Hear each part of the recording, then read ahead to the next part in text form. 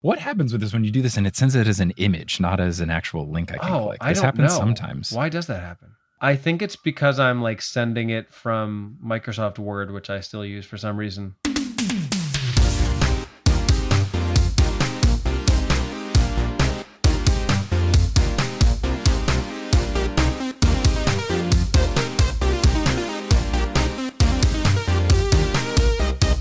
Sup, nerds? It's basketball. Welcome to Horse, a basketball podcast about everything except for the wins and losses. My name is Mike Schubert, and I'm joined by my trusted co-host, the LeBron James, pretending to be good at activism, to tweeting positive things about Deshaun Watson, who did lots of bad things. It's Adam Omawala. Adam, how's it going? Should we tell him? Do you think he might know? Does he know? I don't know if he knows. For anyone who is unaware, congrats to you because you don't follow football closely. What happened is LeBron James, who roots for the Cleveland Browns football team now, he said some sort of congratulatory tweet to Deshaun Watson for, getting back into the swing of things. He said something about like, oh, he's finding his groove again or whatever, because Deshaun Watson was suspended for half a season for being accused of sexual assault by 22 women. Wasn't it more? And a lot of people. 44 and then a bunch backed out. An absurdly high amount of women accused him of, sexual assault type things when he was getting massages, really bad stuff, awful stuff. And LeBron made a tweet saying like, oh, look, he's getting his groove again. Hey, LeBron, why wasn't he playing for the past half of a season? He's not coming back from an injury. No, it is not an injury. What makes it especially worse is that LeBron James used to root for the Dallas Cowboys, and he made a big stance of saying that he refuses to root for them anymore for moral reasons, because I think initially they weren't letting people kneel, but then they eventually did. Regardless, he made some big thing of it. He hates Jerry Jones, as has come up multiple times, and even this season. Well, in fairness, there was a photo of Jerry Jones that surfaced where it was Jerry Jones like standing on the wrong side of a school being integrated, which is a very bad look. Let's call it what it is. Right. But it does just feel like LeBron is being awfully inconsistent. Yeah, it feels awfully inconsistent, and it just is. It's just weird. I don't understand how no one tells him not to do that, or how he still hasn't deleted the tweet yet. And it's just sad because LeBron does do some legitimately good things. He opened the school. He's an advocate for racial issues in the US, and he does other things with either philanthropy or activism. He does some good stuff. But when you do stuff like this, where you're clearly just like, women, who needs them? It just makes anything good he does look fake and for show and not genuine, or like he's only considering specific subsets of people. Like, yeah, doing a great job of supporting black men in America, but not really supporting women, definitely not supporting Jewish folks when his personal friend Kyrie Irving was being super anti-Semitic, and LeBron was like, hey, how come everyone's always asking me about Kyrie but not other stuff? The other thing that really sucked is like nobody asked LeBron about this. Like, this came out on January 3rd and no one has asked LeBron about this. It's wild. Yeah, I think unfortunately for certain reporters, they're like, I don't want to ruffle any feathers because then LeBron won't give me the inside scoop on a question that I want to ask him, or he won't take my question at a press conference. And that's frankly not really a way to be a journalist, but it seems like that's what happens often. Yeah, it's disappointing, but we can get into more fun basketball things for the rest of this episode, and let's get prepared to do those in the Teal Memorial locker room. Teal doing great. New year, new Teal. If Teal's doing New Year's resolutions, they're going well. Or if Teal's not doing them, Teal's just, having a normal year and realizing who cares if it's a new number on the date. I don't even know that we need a new Teal, but if that's what Teal wants, that is totally fine. Exactly. You know what we do have in the form of something that is new and that we do want, though? I'll tell you what we have. We have a new producer level patron. Yes, we do have a new producer level patron. So shout out to Alex Lowe, who is now being referred to, a huge callback to a far old episode of Horse, Chase Underulo, when we made a Jason Derulo joke. I don't remember the context. I just remember making the joke. I do. It was a friend of mine from college who for years in Jason Derulo songs, when Jason, of course, sings his own name, Jason Derulo, was very confused because why would Jason Derulo be singing about Chase Underulo in a song. And I was like, how is it possible that you did not put two and two together? So we do have a Chase Underulo reference, which is, I believe, from one of, if not my very first episode. Yeah, I think it might be the title of an episode. I think so. Incredible stuff. What a callback. Fantastic. The message from Alex said, for my patron name, I'm going with a Horse Hoops deep cut and would like to be known as Chase Underulo, harkening back to the introduction of Don't Go Chasing Taco Falls, and because roast beef debris was already taken. Thanks so much for the great show. So thank you, Alex. And from now on, thank you, Chase Underulo. But also thank you to our existing producer level patrons, Polly Burridge, Kendra Hadley, Salvatore Testa, Trust the Process, Siobhan Ellsbury. He sells oh no, I messed it up again. He sells seashells, Don't Go Chasing Taco Falls, Bang, Bang, Roast Beef Debris, Cade the Conqueror, Basketball is Life 2, Michaela Loves Allison, Denver Steam Nuggets, Anna Borgeli, Weird Questions, Steph Back Curry for 3. Bang! Lobster Biscuit, Hi Trish, Ginger Spurs Boy, Nicole Arsenal, Something Mean About the Knicks, Stubby Boardman Gets Paid, and now Chase Underulo. Well, Steph is back. That was what I was trying to honor with Steph back. Steph Curry returned last night as we record this on Wednesday, January 11th. I think that's right. That is correct. You've done it. And yeah, Steph back, step back. It works on multiple levels. I love it. Well done. Now, we also have something that is always good and always welcome to have on these episodes. Any idea what you think that might be? I have a hunch it's a sponsor. It is a sponsor, and it's a sponsor that does good stuff. It's Tab for a Cause. Now, we've had it well established that Adam is a tab monster. My wife, Kelly, is a tab monster. I'm not a tab monster in that I leave tabs open, but I do open many over the course of the day. So if you're any sort of tab monster like us, you should go to tab4acause.org/horse and get Tab for a Cause, because every time you open a tab, you'll raise money for charity. What is not to love? You go to tab4acause.org/horse, TABFORACAUSE.org/horse. You sign up, just a couple of clicks, add the extension to your browser, and boom, every time you open a tab, you get a really pretty picture of some sort of nature-based background. You can add little widgets and stuff. You'll see some tiny little ads in the corner, but those ads are what raise money for charity, and then you get to pick what charity the funds go to. It's good stuff, it's super easy, and it's available at tab4acause.org/horse. All right, as always, when we do this ad read, honor system, how many tabs you got right now? I have 7, but they are all for this recording. I have 17. I have 17. 5 are for this recording. I really have no excuse. Oh, incredible stuff. Incredible stuff. Speaking of incredible stuff, you got anything coming up on the horizon? Some shows? Some fun stuff? You got a new video on your YouTube channel from a fun little set that I got to watch. Yes. Thank you so much for asking. I never really plug my YouTube channel, but if you want to follow me over on YouTube, it is Mamawala Comedy. It is shockingly difficult to change your YouTube name. I could not figure out how to change it without like losing the following that I have. You might know this because you were pretty big on YouTube for a while. You can now have a handle. Oh, right. So you can do that, and all that basically does is make a youtube.com/@ symbol and then whatever you want it. And then I think you can change your display name. So it might still be Mamawala Comedy is like your official account name, but I think much like on Twitter where you can have a display name and then also a handle. So you should be okay in that department. But thankfully with YouTube, if you just Google Adam Mamawala, you would show up. Yeah. There's not too many of you out there.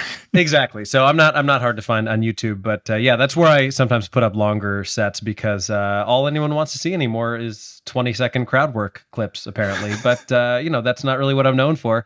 So sometimes I got to put the longer stuff on there. But as far as tour dates are concerned, I think I already mentioned that week that I'm going to be in Colorado in March. So come check out some of those shows. I'm going to be in Vegas in April. I'm going to set up some shows out there. If anyone happens to be in the Hamptons, if you're really rich and you're in Sag Harbor, I'll be out there in February. And then I'm in the process of setting other stuff up as well. But that's pretty much all I got. What about you? Well, if you are one of those Hampton listeners, can I direct you to patreon.com/horsehoops? Yeah. The minimum contribution is $1,000 an episode. We will be opening a new tier called I'm a Listener from the Hamptons. But yes, thank you for asking. I do have the San Francisco show that I mentioned, February 23rd. Cool. I did just add a San Diego show, both Potterless and the News Olympian, for February 20th. I'm trying to add a Los Angeles show in between, but haven't had confirmation on that yet. And then also not confirmed, but hopefully will be confirmed soon, that DC show that had to get rescheduled, I think is going to be on February 5th. Cool. So if you want tickets to those, you can either go to potterspodcast.com/live or thenewsolympian.com/live. I put it on both. Great. But with that settled, now we can get into NB Q&A. What's the question for this episode, Adam? The question for this episode actually comes from our newest patron, Alex, aka Chase Underulo. And the question is as follows. Hi, guys. Watching the Celtics Mavericks game tonight got me thinking, what determines whether a free throw shot has players from both teams around the basket or if the free thrower stands there alone? Thanks. All right. Great question. And we love these. This is like some of our favorite stuff to answer is things that when you are a lifelong basketball fan, you just inherently know because you've seen it for so long. But if not, you'd be like, why is that happening? That makes no sense. The simplest answer is that if it is a technical free throw, then no one is around. And technical free throws can happen after a couple of different things happen in the game, most notably a technical foul, which is given to a team, either if a player or a coach or the bench does something like argue with the referee, or delay of game, where if you hit the ball away from the other team after it's already been scored, stuff like that. That would result in a technical foul. You get a free throw. For a technical free throw, you shoot it. There's no one around. There's no chance of rebounding it if it's a miss. And if you make it, you get the point. So this could also happen after a flagrant foul, which is if someone does a really aggressive foul that feels unsportsmanlike. This also happens if you do defensive three in the key, which is if you're in the painted rectangular area underneath the basket for 3 seconds without leaving or guarding another player as if they're doing a post move or something, then you have violated the rules. The offensive team gets to shoot a free throw and then come back. So yeah, regular foul, people are around. Technical free throw of sorts, then no one's around. Also to reduce the pressure and make it easier for them because you've done a major infraction. Basically, the point of it is if there is no opportunity for the other team to rebound or for anyone to rebound, that is when you'll see that. So it's on any technical foul, right. It's on a flagrant foul. We've now seen it more because there is the take foul rule, which means that if you foul someone as they're about to go on a fast break, in the interest of not slowing down the game, which I think has been a great rule, by the way. It's been huge. It's something they've instituted this year. But basically, the best way to explain it, and I'm sure we talked about it on an earlier episode of Horse, is that if someone's about to run down the court, it used to be that someone could just grab you 70 feet away from the basket. And then if you had a foul to give, meaning your team wasn't over the foul limit, it would just kind of reset and they would take the ball in from out of bounds. But it's a huge disadvantage for the team that was about to presumably have an easy basket. And it also just slows the game down and makes it less fun to watch. The only other situation that we did not cover is if you get fouled when time has expired, then you stand at the free throw line by yourself. Because again, there's no point in having someone to rebound because there is no time. So for example, if you shoot as time expires and you get fouled on that shot and there's no time remaining on the clock, then you get to stand there on your own and shoot. This also creates really stressful situations, kind of like a penalty kick in soccer where you are just on an island out there. The game is basically over as soon as you're done shooting the free throws, but you get a chance to either win the game, lose the game, tie the game, whatever the situation may be. But it's pretty fun when that happens. It doesn't happen a whole lot. But for example, in a game that the league admitted, I'm still salty about it, the league admitted that the Bulls should have had a foul called on the other team. They were down by 1 point against the Cavaliers. DeMar DeRozan shot as time expired. He got fouled. They didn't call it. But if he had gotten that foul called on the Cavs, he would have gone to the line completely by himself to shoot 2 free throws with the Bulls being down 1. And all of the pressure would have been on him even more than usual because he would have been just standing there all alone. NB Q&A asked and answered. Now we can get into full court press. Get it like the news? Yes, I do. And let's do it. Let's do it. So there was some interesting stuff happening in the past 2 weeks of the NBA. We're recording this on January 11th. First thing that I think is just kind of funny, the Miami Heat Arena, as of today, January 11th, will no longer be referred to as the FTX Arena. FTX, if you don't know, I envy you so much, and I'm so sorry to explain this to you. But FTX is a cryptocurrency that had a very, very dramatic and very public bankruptcy scandal. I tried to not read it. I basically just gather it was a huge scam. Who could have seen this coming? And now the arena, I guess it just doesn't have a name because it doesn't have a sponsor. I guess they'll just call it like Miami Heat Arena or something like that. I'm telling you, they should call it Staples. They should call it Staples. Staples should swoop in. They should truly, truly swoop in. The other thing that is funny is I think before FTX bought the naming rights when there was a bid for the naming rights, because I know the Heat Arena at one point in time was called the American Airlines Arena. They had the Mavericks Arena and also the Miami Heat Arena were named after American Airlines. One was the arena, one was the center. Mm-hmm. And Bang Bros, the interesting video website, put in a bid for $10 million to name it the Bang Bros Center, aka the BBC. Oh my God. So I don't know if they're going to renew their bid, but it's truly absurd. What I know about FTX is that the guy who runs it, he's now an acronym. I feel like when people refer to him, they call him, I don't even remember what the acronym is. Yeah, they do. Some sort of letters. Something BS, maybe? Maybe. You just already know that we're 2 years away from there being a documentary all about FTX. Like, it has Netflix documentary written all over it. And not since, you'll get this in as someone who lived in Houston, the Houston Astros Stadium used to be called Enron. Mm-hmm. And some things went down. For any younger listeners, you have no idea what the hell I'm talking about, but feel free to Google it. Yeah, we'll put a link to the Wikipedia article about it. But let's just say this is up there in Enron territory. I think not as bad, but it's pretty bad. Has Jimmy Butler tried to swoop in and rename Big it? Head Coffee. Exactly, yeah. Big Head Coffee Arena. That would be pretty cool. Genuinely, they should at least do that until they get a legitimate sponsor. That would be incredible press for the Miami Heat. Incredible French press. Now, do they sell Big Head Coffee? Title.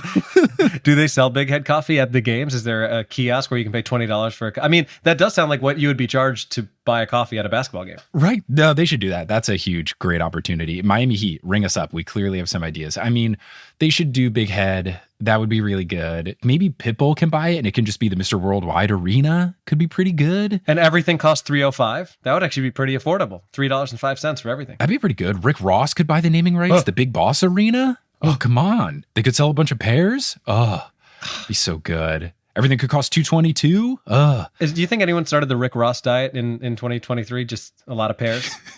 Someone, at least one person on Earth. I'm sure there are many people confused as to what we're talking about. So we will find the link and show you Rick Ross talking about his love of pears. Shout out to pears, quote, Rick Ross. So that's the first thing of news. Second, we'll put a link to this on the episode page at horsehoops.com. But Ivica Zubac, who's a center for the Los Angeles Clippers, he got trapped in a dance circle, which is always very fun.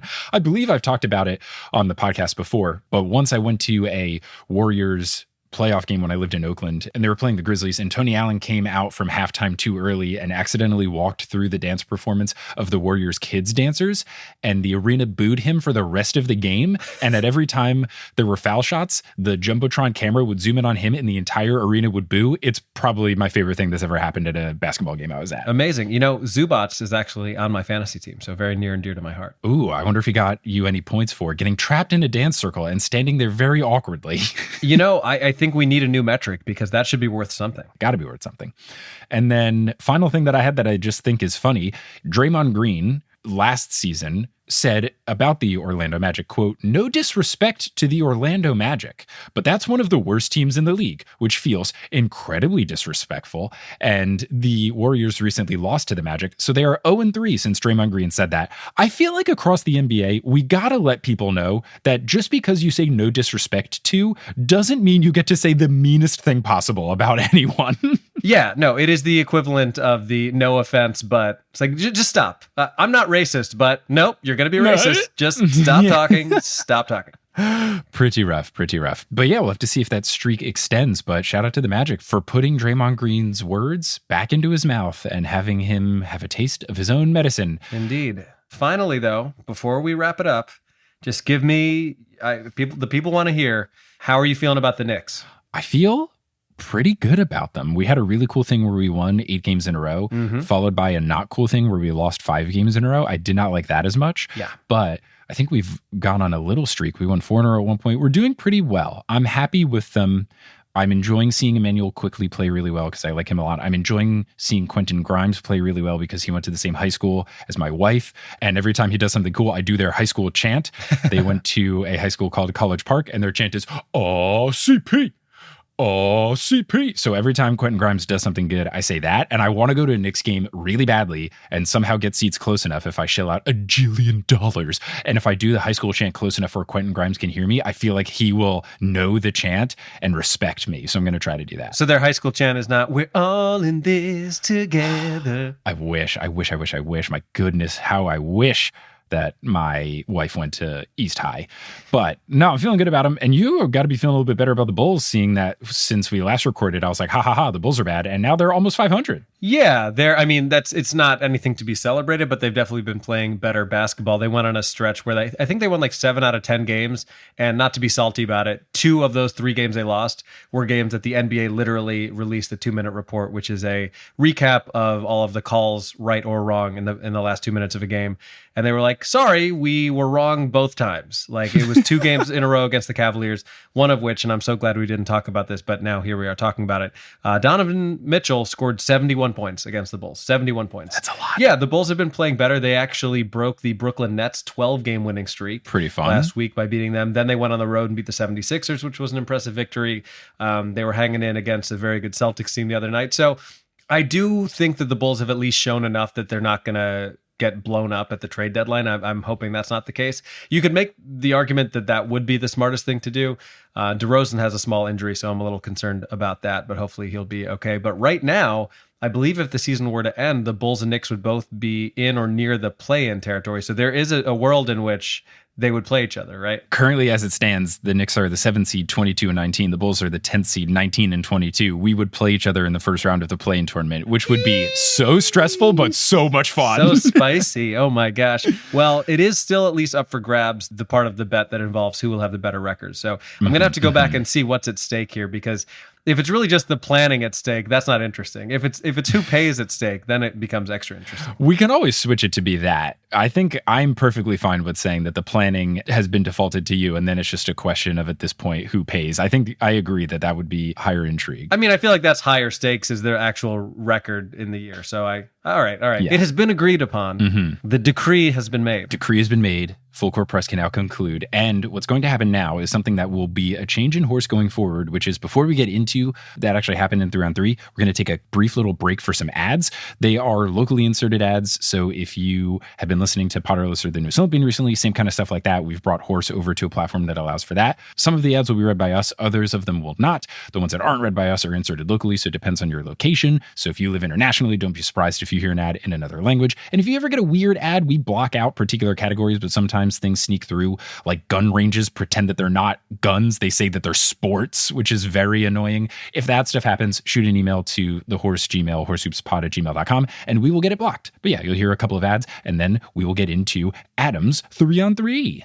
1, 2, 3, 3, 2, 1, 3 on 3. So for my 3-on-3, I alluded to this in a recent episode, and now it is time to make it happen. Shout out to Twitter user @HeathStroganoff. I think that's like a beef stroganoff reference. It is. That's pretty so great. Good. AKA Yukon Cornelius. So already bonus points for me on the Claymation Rudolph reference. But back in November, Heath sent us a message that said, quote, "Hi, longtime listener, first-time DMer." Great start. "Since it's becoming something of a meme lately, have the Horsemen considered doing a 3-on-3 with the best basketball and non-basketball lies LeBron has told?" End quote. Yes. Oh. Yes, we can. Also, why aren't we calling ourselves Horsemen? I feel like we always go with Horse Boys, but Horsemen, like the Headless Horseman, that's kind of fun. That is pretty fun. We always have referred to ourselves as the Horse Boys, but the Horseman is kind of... Now that we're both in our 30s, I think maybe Horsemen it is. We're no longer I boys. love the same. But anyway, yes, that is exactly what is going to happen. Now, I modified it a bit to make it sports and non-sports related, but it's still pretty great. There might not be enough for a full 5-on-5 here, so instead what I think I'm going to do is pick some of my favorite LeBron lying memes and share those on Patreon. Love that, love that. But before we begin, I want to stress that I am not a LeBron hater and that I do consider him to be one of the best basketball players who has ever lived, probably number 2. In my mind, we all know who number 1 is. But I also have to say, in his defense, I would probably be caught in a few lies if everything I had ever said since I was a teenager had been filmed and recorded. Having said that, the funniest thing about this trend is that LeBron always seems to lie about the most random stuff, and it's always in a situation where there's no real reason to lie and nothing to be gained by doing so. So, let's get into it. Would you rather hear the sports or non-sports related first? Let's go with sports first, and then we can end with non-sports, because my That Actually Happened is quite sportsy. So we can get like a non-sports sandwich with sports bread. Right, a little non-sports palate cleanser. I think that sounds good. All right, so at number 3 on the sports list, we have a LeBron James quote from 2009 that got everybody's hopes up, only to let everyone down.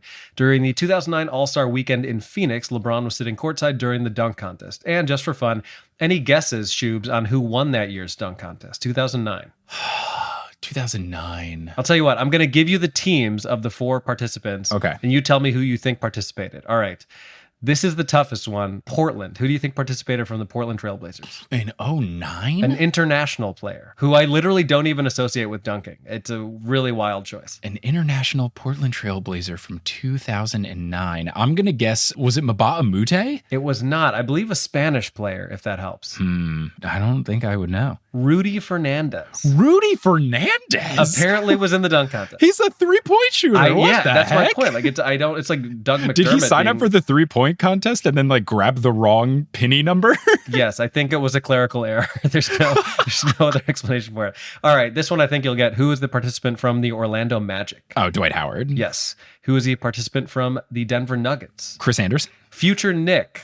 That's a hint for you. J.R. Smith. Yeah. Yep. Wow. And there was okay. actually a Knicks participant who I'm sure you'll know. That would be Nate the Great Robinson. Yes. Now, this was actually a pretty solid dunk contest that featured Dwight Howard, whose nickname was Superman, literally throwing the ball through the net with a Superman cape on that I believe he like went into a phone booth and changed into the cape. It was very theatrical, but very fun. It was unfortunately a very cool beginning to something that became very uncool, which was the prop era. It was a Right. cool thing when he did it, and then it just got so bad over the next 5 to 10 years. I need the handshake Twitter meme for like NBA dunk contest, comedy, handshake, no props. That's my opinion. yeah. Yep, I agree. But then Nate Robinson, who did this like kryptonite thing where he came out in a green Knicks jersey and had a weird color ball or whatever, he did that dunk. But then his final dunk, he jumped over Dwight Howard in the cape and dunked to win the contest, which I actually give Dwight Howard a lot of credit for being willing to be jumped over, knowing that if it worked, he would probably not win the contest. Also, like, it's kind of dangerous if you are a franchise player. I'm sure the Right. Magic owner was watching that being like, you got to be fucking kidding me. There's no way we're going to let Nate Robinson jump over Dwight. Yes, I do recall that Nate Robinson won that one. And yeah, it was very much played up with the kryptonite. He's defeating Superman. I think Dwight Howard won the year prior. Yeah. I think when he did, was that the year he might have done the dunk where they raised the rim to 12 feet? Yeah. Or that might have been the same dunk or a different dunk in the same contest where he jumped and like put a sticker really high on the backboard and then dunked it. That was yeah. Dwight was a very good dunk contest dunker. So yeah, it was kind of like set up to where Nate was going to beat him. So I gotta hand it to Dwight as well. He had to have known going into it, like, Nate's probably gonna win, but this will be fun. And it was fun. And that's the only thing I ever liked about the green Knicks jerseys, which I never enjoyed. When Nate Robinson used it as kryptonite, that was cool. But I hated that we had green uniforms because I hate Boston sports. So I hate the Right. Celtics. And the Knicks having green ones, we wore them on St. Patrick's Day. I just hated them. Yeah, it would be like the Cubs wearing red when their biggest rival is the Cardinals. It's like, I don't want to see them in that color uniform. Exactly. But anyway, we'll post a link to that dunk contest. It's worth checking out. There's like a half-hour YouTube video that has all the highlights.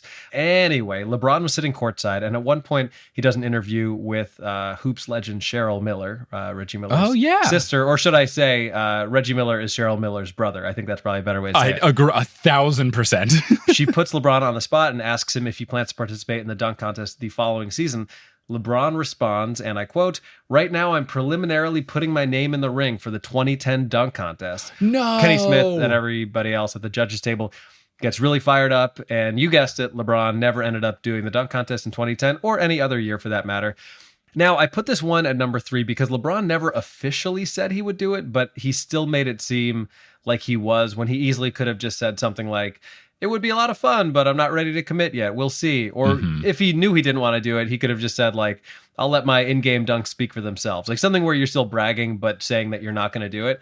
Either way, it would have been amazing to see prime LeBron in a dunk contest, the same way we saw a young Michael Jordan or Vince Carter. But alas, that is why LeBron is not the GOAT. What do you want me to say? Yeah, it's sad. It's sad. It's very sad indeed. Yeah. At number 2, we have an interview that LeBron did after buying a 2% stake in the Liverpool Football Club for $6.5 million back in 2011. Now, I don't know exactly what the channel is, but it's clearly a British news or sports channel of some sort, and they're interviewing LeBron, asking why he bought 2% of the team. He says, quote, I read about the franchise and how amazing it is. I actually made a trip over to Liverpool as well to see all the sights and the arena and everything, so it was pretty unique, end quote. So it was pretty unique. Right. So calling a football pitch or stadium an arena, not great. Like it's kind of like when people call it Wrigley Park or Wrigley Stadium instead of Wrigley Field. Like it just hurts my head. And yes, of course, that was a baseball reference. Ding, ding. Ding, ding, indeed. But the next part is where LeBron really digs himself deeper.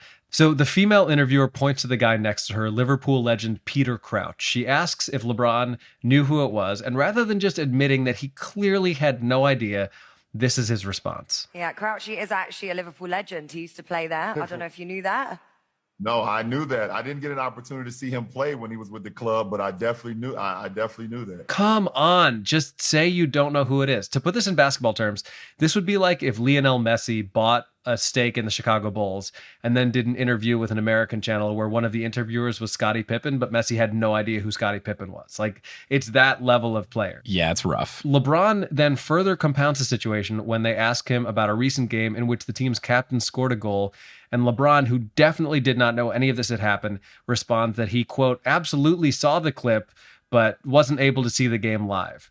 End quote. Again, this is a situation where it would have been totally fine to just admit that he was excited to learn more about a sport that he didn't know much about. No one would have given him shit for that, but he just can't help himself, and it's very confusing. Yeah, I mean, the real reason he bought a stake in the team is that he has been doing some investment type stuff with the ownership group of the Boston Red Sox, who also, I think, owns either a majority stake or whatever of the Liverpool team. So I think he was just doing that because they did it. And I believe he wants to buy the Las Vegas NBA expansion team whenever that happens. And he wants to buy it with them. So I think it was just like a business thing to go along with this Boston sports group that he has done business with. It was a long time ago, though. Maybe that was the beginning of it or whatever, but I know he's got a tie with them and they own the team now. And they are in talks to sell the team so that they can buy the Vegas NBA team. Right. Regardless, just why lie? This is like me in 6th grade when people asked if I saw a movie and I'd be like, oh, I think I saw bits of it on TV. Like, no, I didn't see Goodfellas. Why am I lying? I do this all the time when someone asks if I know a certain comedian and I have no idea who it is, but like, oh, the name sounds familiar. No, it doesn't. Why am I saying that? That at least I can understand because it's a professional courtesy, because I definitely do that with podcasts where people are like, oh, my favorite podcast is this. I'm like, oh yeah, I've heard of it.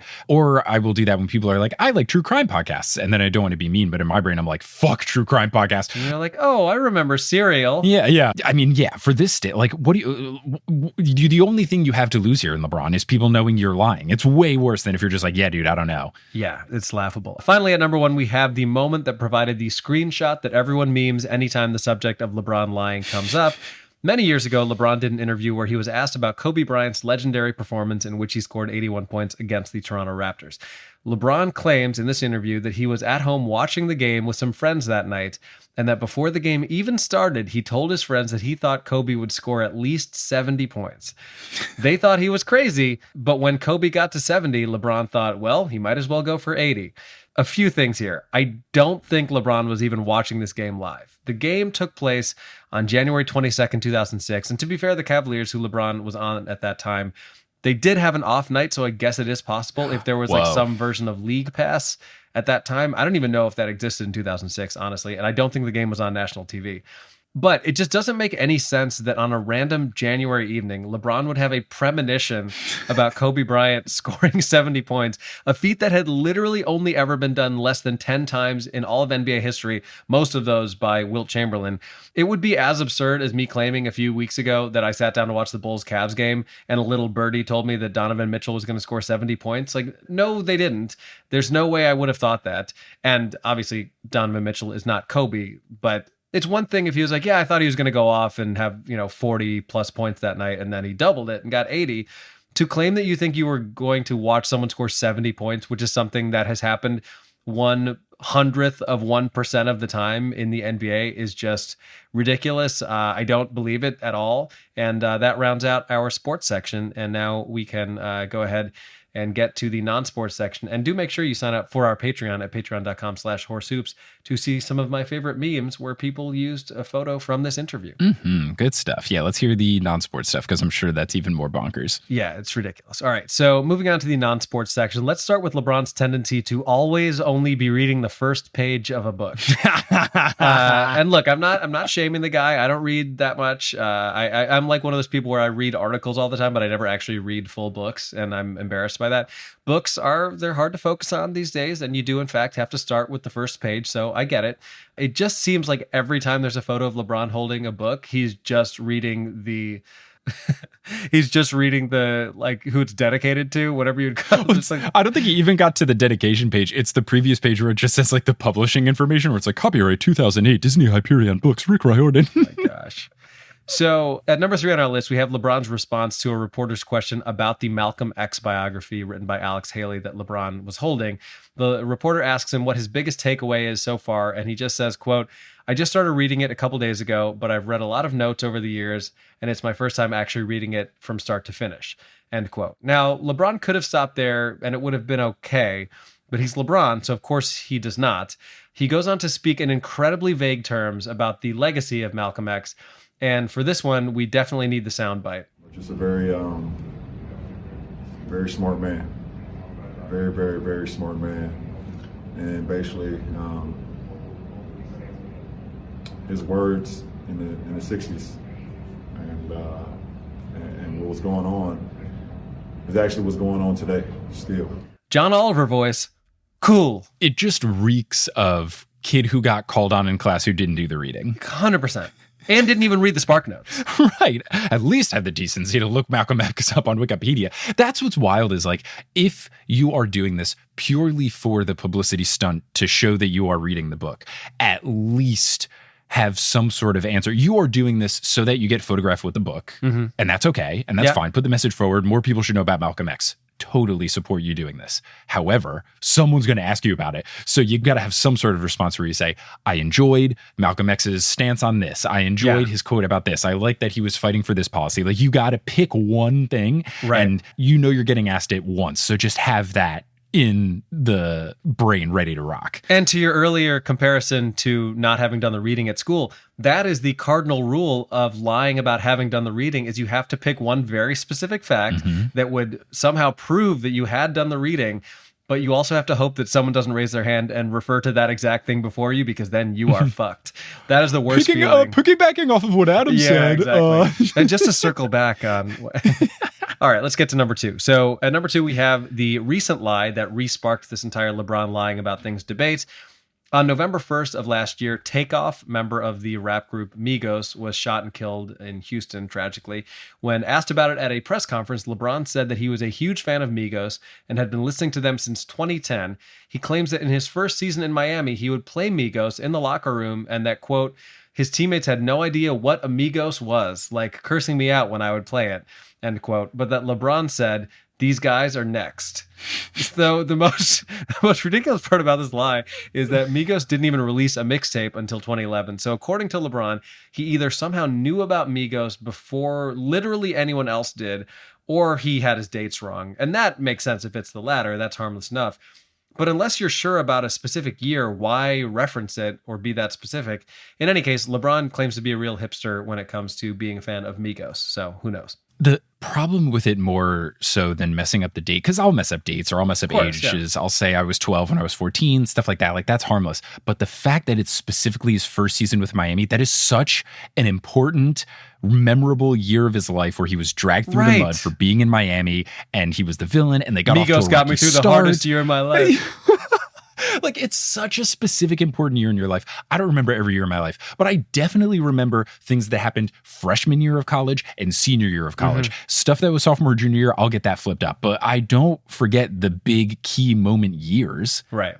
Finally, at number 1, we have a truly wonderful exchange between LeBron and a reporter after Game 5 of the 2016 NBA Finals. So LeBron, who notoriously goes dark on social media during the playoffs, had told ESPN reporter Chris Broussard that he had grown very attached to the film The Godfather and had watched it 6 times since the playoffs had begun.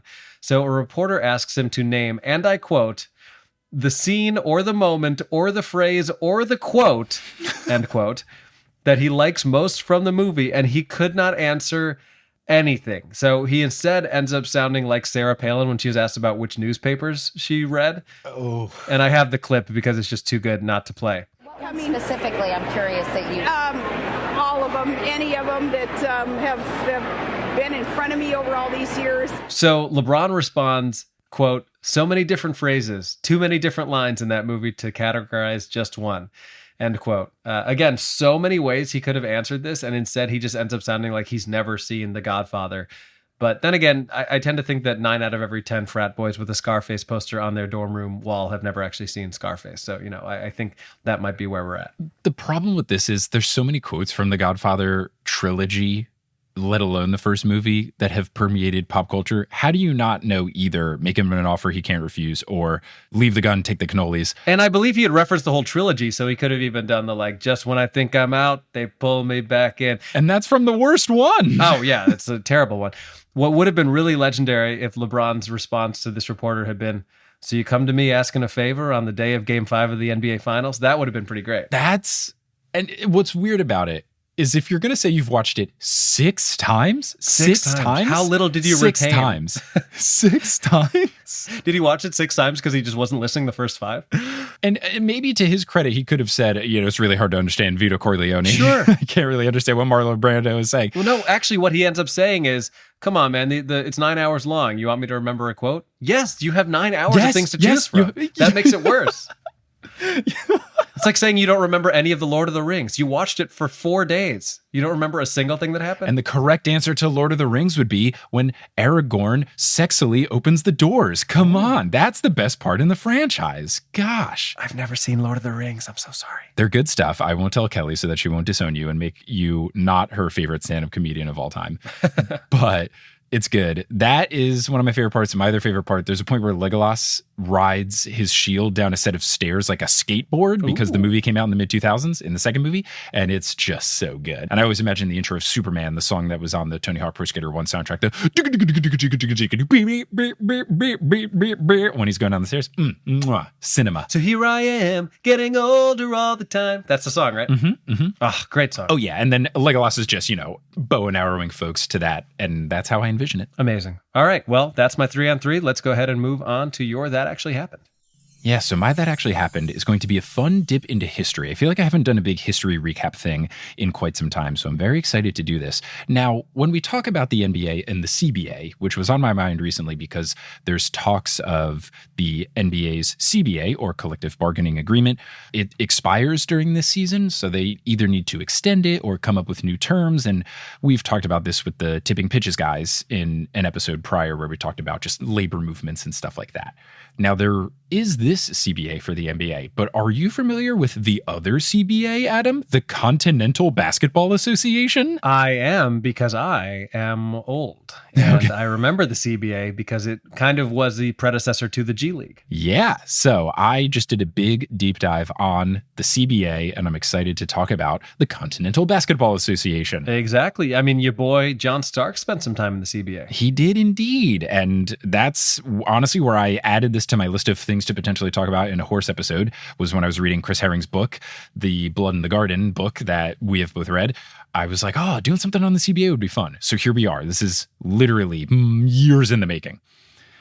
So the Continental Basketball Association was founded in 1946 in April, and it was originally called the Eastern Pennsylvania Basketball League. It billed itself as the world's oldest professional basketball league because it was founded 2 months prior to the NBA. The EPBL is an acronym that really rolls right off the tongue, huh? It's so smooth, so smooth. They had 6 teams originally, 5 of which were in Pennsylvania. So they had a team in Wilkes-Barre, in Hazleton, in Allentown, in Lancaster, and in Reading. And then they had a team in Birmingham, New York, which later moved to Pottsville, Pennsylvania, and all teams were in Pennsylvania. As someone that lived in Jersey and went to these small towns in Pennsylvania to play travel baseball games, just wild for me to read some of these cities that are like, oh my gosh, they have a professional sports franchise in Allentown? It is ridiculous. And look, I don't want to sit here mansplaining to you about Pennsylvania city pronunciations, but I do believe it is Wilkes-Barre. Oh, really? Which, I mean, frankly, you should know that's the home of the AAA Yankees. I mean, I do know that, but I've just never heard it said before. yeah, it looks like it should, because it's spelled Barre,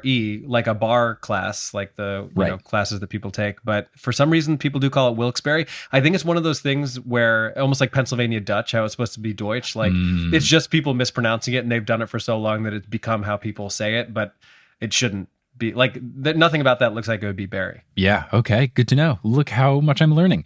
In 1948, they renamed to the Eastern Professional Basketball League because they went out of Pennsylvania. Very crafty way of getting outside of Pennsylvania, but keeping the same acronym. They would go on to add teams in Williamsport, Scranton, and Sunbury. And then also outside of Pennsylvania, they added 3 New Jersey teams, Trenton, Camden, and Asbury Park. 3 teams in Connecticut, New Haven, Hartford, and Bridgeport, a team in Wilmington, Delaware, and a team in Springfield, Massachusetts. I mean, Springfield, Massachusetts, of course, home of the NBA Hall of Fame. So yes. Perfect place for a team. We gotta go. We keep talking about making a pilgrimage out there with our buddy Chris Chan. We gotta do it. We should do that. Well, once you're back in New York full time, we'll do that. Yeah, that would be a blast. So from the 40s through the 60s, many NBA teams, unfortunately, had unofficial quotas for the number of black players that could be on their team. So a lot of players would join other leagues, including the EBPL, so that they could play, because NBA teams would be like, oh, we already have too many of your kind on the team, so they wouldn't let them play. And the EBPL was apparently very fast-paced, physical. They played in really tiny, cramped gyms because they were in these not as major metropolitan areas. So it kind of served initially as like this unofficial minor league / feeder league into the NBA and the ABA. Now, because of that, was it predominantly black? Like, did it kind of function the way the Negro leagues did in baseball? It didn't say in the research that I found what the overall percentage was. It was just that a lot of the better players in the league were black players who deserved to be in the NBA, but weren't allowed to play in the NBA because of these unofficial, unwritten rules quotas. So the ABA was chugging along in the 60s, and they instituted the three-point line famously in 1961. So then in 1964, the Eastern League added a three-point line as well. And this is notable because the NBA didn't adopt the three-point line until 1979. So it really took them a long time to get on board. Wow. So going on in the CBA's history, for the 1970-1971 season, they rebranded themselves as the Eastern Basketball Association, and then they really ramped up their feeder system nature to the NBA, and the ABA became much more a common practice for players to play on these teams and then eventually almost get called up, even though there's no official link to NBA or ABA teams. In 1977, as part of a publicity stunt that did work because they got a lot of coverage, they introduced a team from Alaska into the league, the Anchorage Northern Knights, which is a really fun pun on the Northern Lights. They brought them into the league just as kind of like a, whoa, this team that's mostly in the East Coast of the US has an Alaska team, and that's exactly what they did, and that worked. There you go. I'm sure travel was super fun, and all the players were very happy about it. Oh my gosh, can you imagine? Now here's where things get really fun. In 1978, the league was rebranded again, this time being called the Continental Basketball Association, which they kept until the end of their run, and they expanded across the entire country. They had a new commissioner, Commissioner Drucker, and they expanded from 8 teams to 14 teams. They had some national TV contracts, and franchise values increased from $5,000 to $500,000. So the teams became kind of legit. They then began to institute some rule changes, such as a sudden death overtime, no fouling out, and a unique way in how the standings were determined called the 7-point system. So 7 points worth of standings were awarded each game. If you won the game, you would get 3 points, and for each quarter that you won, you would get a point. So a winning team could get between 4 and 7 points in the standings. So it's kind of like NHL, where you have different points, or even soccer leagues where you get 3 points for a win, 1 point for a draw. So you could win a game, but then lose some quarters, and the other team would get points in the standings. And what this basically did was it meant no blowout was ever a game not worth watching till the end, because even if you're losing by 50 points overall at the end of 2 quarters, you could still perform better than the other team in the third quarter and get a standing point, and then do it again in the fourth quarter and get another standing point, even if you still ended up losing by like 30 points. I actually kind of love that. It Right? reminds me a little bit of the new format for the NBA All-Star game, where it's like each team can win a quarter, and then whoever wins gets to donate money to their charity or something like that. I think it's very cool. And they kept that rule intact for standings until the league folded in 2009. Spoiler alert.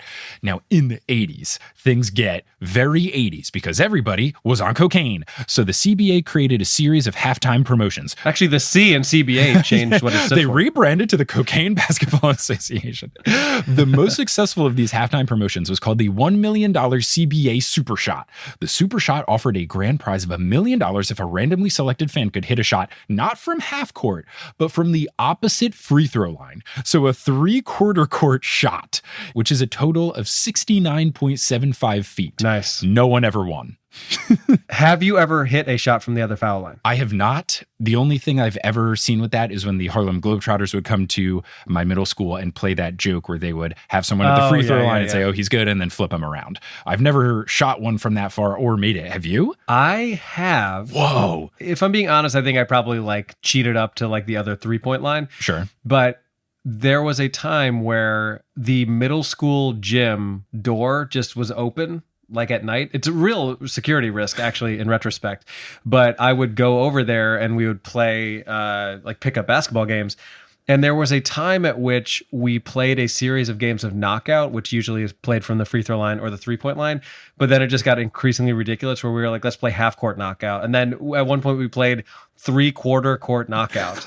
Which is absurd because most people can't even reach the basket. Even to hit any part of the basket would be kind of an accomplishment from that far. But yeah, I do believe I one time in my life hit a shot from the other free throw line. That is very cool. You could have won $1 million if you did it under the right circumstances. I wish I had. In 1985, they followed this up with the ton of money free throw. Terrible name. Well, they did it because they had 2,000 pounds of pennies, Great which name. totaled to $5,000. If a randomly selected fan could make just one free throw, 2 out of 14 contestants were successful. And if they actually had to leave with the pennies, if it wasn't just a prop, that's ridiculous. That's a punishment. That's Yeah, truly that's a punishment. absurd. Wait. Hold on. How many free throws did they get to shoot? I think they would just go and shoot one. And if you made the free throw, you got the $5,000. And Only they did 2 this, out of 14 people made a free throw? Yeah, I mean, I guess like if you're nervous and you don't actually shoot free throws and you only get one shot at it, yeah, but that is pretty disappointing numbers. Yeah, that's bad. Who do they think they are? Andre Drummond? Whoa! The next year, they introduced the Easy Street Shootout. In that shootout, they had 14 contestants, one from each CBA city where there was a team. They would then each shoot a shot, and whoever made the longest shot won a $1 million zero coupon bond. And I don't know enough about zero coupon bonds to know if that really aged well. The name's Bond. Zero coupon bond. I believe back in the 80s, if you did get a zero coupon bond, today it'd be worth a lot of money. So I think that's actually fantastic. And maybe it really was. I'll have to reach out to the winner of this, which was Don Mattingly, no relation to the New York Yankees baseball player. Oh my gosh. Can I tell you something ridiculous that just made me think of? Sure. My girlfriend Celia recently became friends with, I don't want to call her, an older woman. Let's just say that. Sure. Someone that she just randomly met at a bar on the Upper West Side. They got to talking. They've become friendly. Now they're playing Mahjong together. It's all a great time. Amazing. But this woman is dating a man named Joe DiMaggio. Oh. So we went out to eat with them, and inevitably I'm a baseball fan. So I started saying like, oh, I'm sure people must always say something about your name being Joe DiMaggio. He's like, well, they do, but also the real Joe DiMaggio is actually my cousin. And I was like, I'm sorry, what? Whoa. So this Joe DiMaggio is related to that Joe DiMaggio. So there you go. That is very cool. Good for him. Shout out to the Yankees. Love this baseball reference. Absolutely. So that was the Easy Street Challenge? That was the Easy Street Shootout. I think they just did it once. Okay. It seems like they might have done it at an All-Star game or something because in 1985, they did another All-Star game promotion. They did this thing that sounds so cool. They invited fans to make paper airplanes from the centerfold of the game programs, each which had a unique serial number. And then they took a Ford Thunderbird, opened the moonroof, and then had everyone throw their paper airplanes in. 4 paper airplanes were successful, so they had to do some sort of tiebreaker, which Wikipedia did not explain. I want to know exactly what the tiebreaker is, but that is very cool. And it reminds me of, did you ever go to a Trenton Titans hockey game when you were in Jersey? I did once, yes. Were you ever there for Chuck-a-Puck night? No, but tell me more. Chuck-a-Puck night was a 50-50 raffle where, 50% of the money goes either towards a team or towards a charity, and then 50% goes to one lucky winner. And it was $1 per puck. So chuck a puck, a buck a puck, and you would get these orange foam hockey pucks, each with, a number written on it, and you'd buy as many as you want. And then in between the second and the third period, they would put a helmet in center ice and then have everyone throw the pucks onto the ice, and then any pucks that made it into the helmet won the prize. And usually it would just be one, and then that person would win. But I just remember being at those games and just seeing the sea of orange rubber pucks descending like the arrows from 300. Oh, so good. It's so good. That's so fun. I remember there being something similar at the Somerset Patriots games, which actually now I think is a Yankees affiliate, but at the time it was like an independent league baseball team where they would put like a, trash can or something like that in the middle of the field, and you could try to throw a baseball into it. But yeah, that's super fun. I do wonder about this paper airplane challenge, if there were any paper cut or anyone poked eyes, poked out eyes, eye injury. Yeah, I'll have to find out. I'm gonna have to reach out to the people in charge of the league because that's amazing. So the CBA continues. They were on TV. They had 2 taped delay seasons on BET of all channels. Sick. And then eventually they moved to ESPN with 13 games televised live. Nothing like watching non-live CBA games. I mean, what a draw. Honestly, look, depending on when it came out, if I was a little bit older, I could see myself having a sleepover party at my friend's house and be like, oh, the CBA game is on at 2 a.m. on BET. Amazing. Now, in August of 1999, the CBA's teams were purchased by an investment group led by former NBA star Isaiah Thomas. Isaiah Thomas is also a terrible person known for ruining many things, such as the New York Knicks, the New York Liberty, and also the CBA. I found an entire article that detailed why Isaiah Thomas ruined the CBA and ultimately led to its bankruptcy in 2001. So he caused them to file Chapter 11. Didn't he wear number 11? Conspiracy? So Isaiah Thomas bought it for $10 million in 1999, and things went downhill quite soon after. 2 weeks after becoming the owner of the league, he cut player salaries by nearly a third in an effort to make the CBA a younger league, which would appeal to the NBA as its feeder system. I don't know how paying people less makes it a younger league. I have no understanding of what that does. No. So the players hate this dude. And then the next March, 6 months after he's purchased the team, he is offered by the NBA $1 million and a percentage of profits to buy the CBA, and then the NBA would take over the league. Isaiah Thomas initially turns down this offer, but 3 months later, he's offered the head coaching position for the Indiana Pacers. But there is a catch. NBA rules do not allow a coach from owning his own league and coaching, since that would be an unfair advantage in terms of player acquisition. So Isaiah Thomas then signs a letter of intent to sell the CBA to the NBA Players Union. So the owners in the CBA now don't like him. Now the NBA, 1 month after this, announces that after 20 years, it does not plan on retaining the CBA as its official minor league after the 2001 season. So I guess in the 80s, somehow it did become the official minor league. They say that after the 2001 season, they're going to start their own minor league, the NBA DL, Development League, so the D League. And then, because there is no NBA affiliation anymore, the league is just worthless and no one wants to buy the league. So the owners are very upset at Isaiah Thomas, but he doesn't care. He, in October of that year, signs the league into a blind trust, which basically means that the CBA can't pay for anything because it has no way of seeing the books or knowing about the financial status of the league or what the numbers are. And then in that same month, Isaiah Thomas accepts the Pacers head coaching job because now there's no official tie, so he can take the job. And 3 months later, the CBA files for bankruptcy. What the hell? So he just made the worst possible decisions in the span of a year and a half, basically.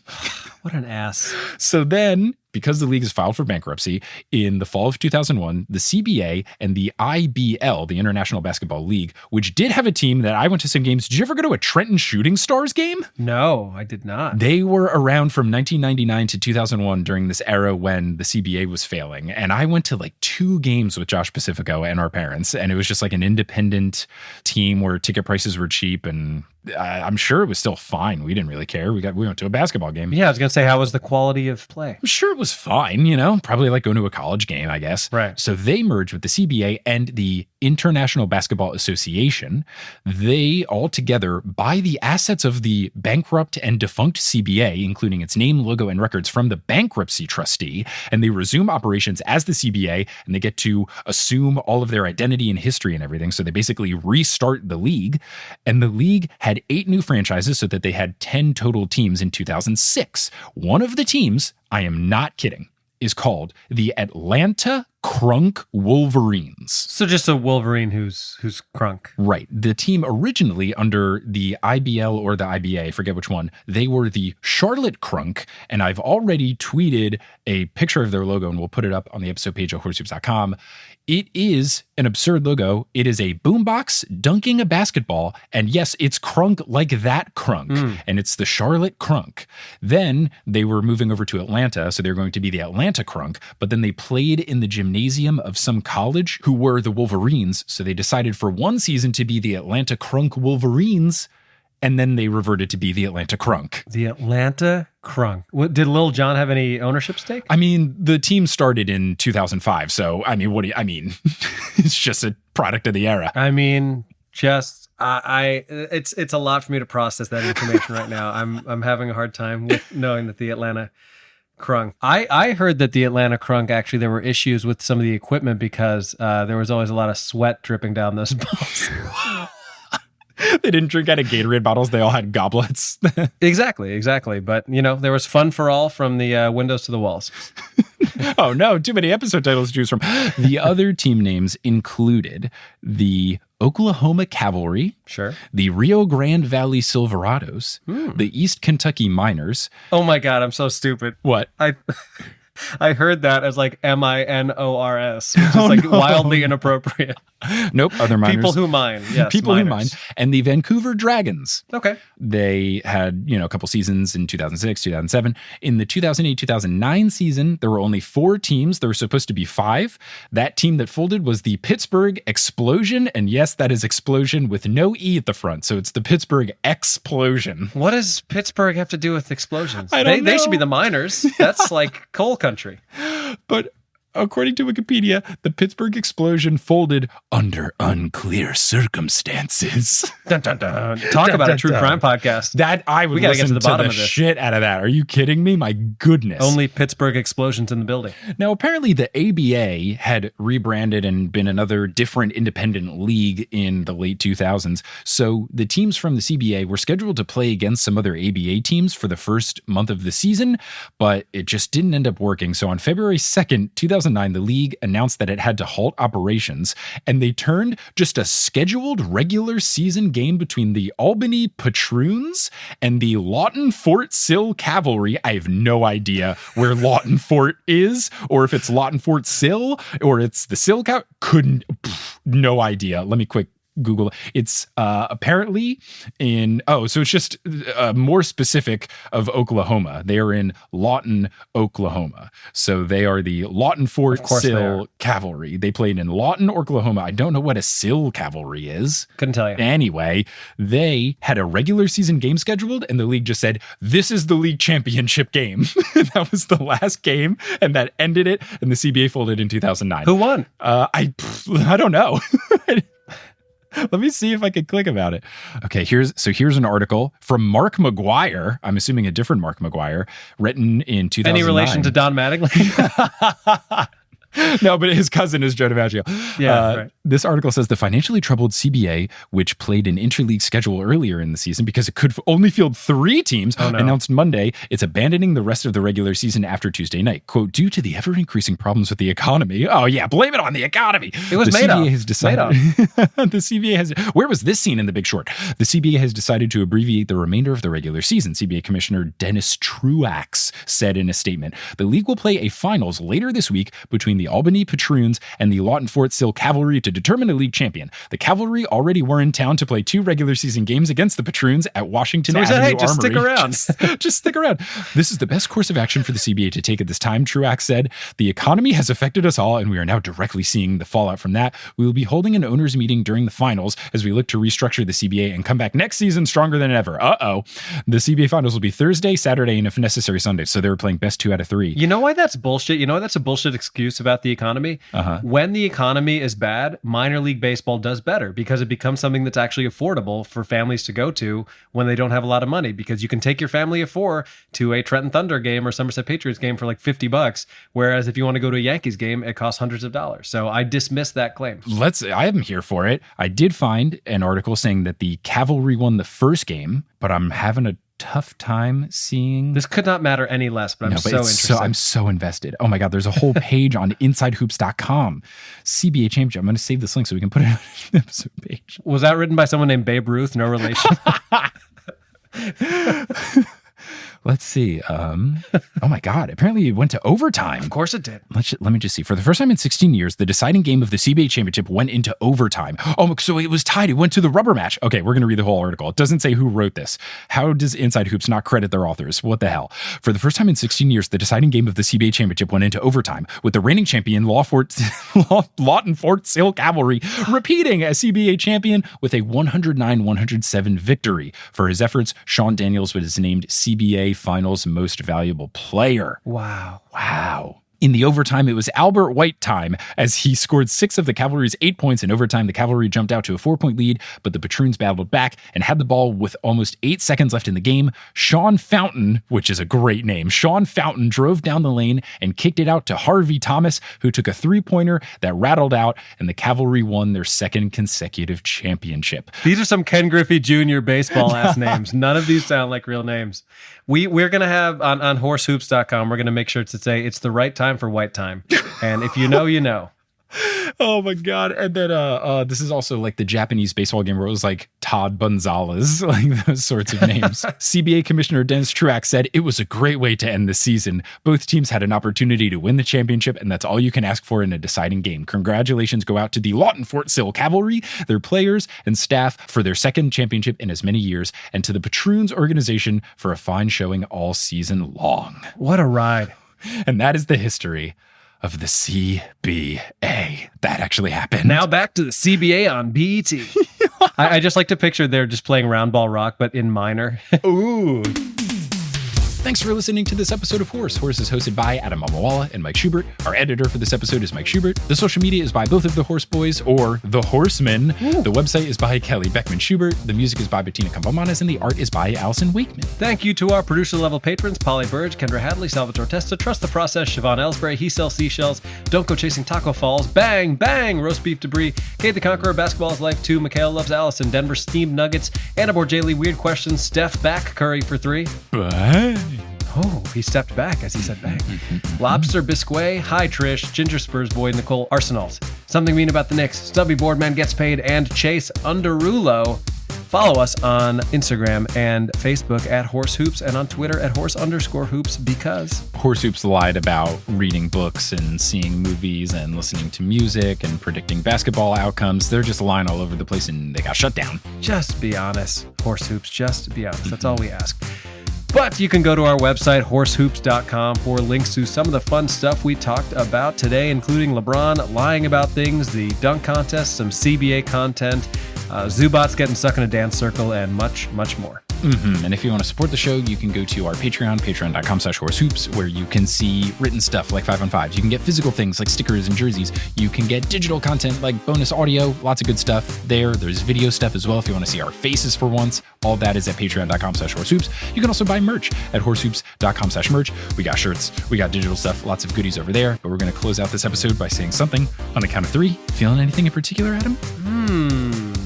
What do you got? I think in honor of the Atlanta Crunk/Charlotte Crunk/Atlanta Crunk Wolverines, we could say get crunk on 3, which I'm assuming they would say when they would break up their team huddles. I mean, how could they not? Let's go for it. All right, get crunk on 3. 1, 2, 3. Get crunk.